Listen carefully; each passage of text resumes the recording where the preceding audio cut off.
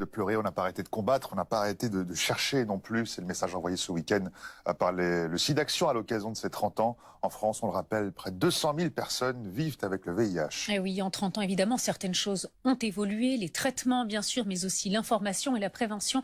Mais sur d'autres plans, les choses n'évoluent pas assez vite, tels que les préjugés envers les malades, préjugés toujours tenaces. Julien Gall.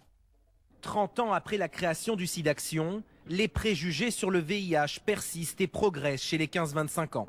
Selon l'IFOP, un jeune sur 4 se dit par exemple mal à l'aise à l'idée de travailler avec une personne séropositive. Pour les représentants du SIDAction, ce constat inquiétant montre qu'il est plus que nécessaire de poursuivre le travail d'information. Il y a toujours une ignorance. Le premier travail, c'est effectivement le travail d'information, que les choses se disent. Et puis le deuxième axe, c'est l'école, évidemment, puisque à l'école, depuis la loi 2001, il est censé y avoir 3 séances par an d'éducation à la sexualité. Et c'est pas le cas. Sur le plan médical aussi, 40 ans après la découverte du virus, les idées fausses sont tenaces. 30% des jeunes considèrent que le VIH peut se transmettre par un baiser. Un quart d'entre eux en partageant le même verre ou la même assiette.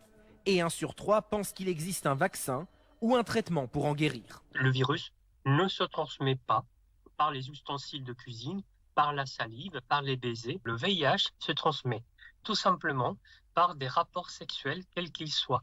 On n'a pas encore trouvé de vaccin. Il n'y a pas non plus un traitement qui guérit. 39 millions de personnes vivent avec le virus du sida dans le monde.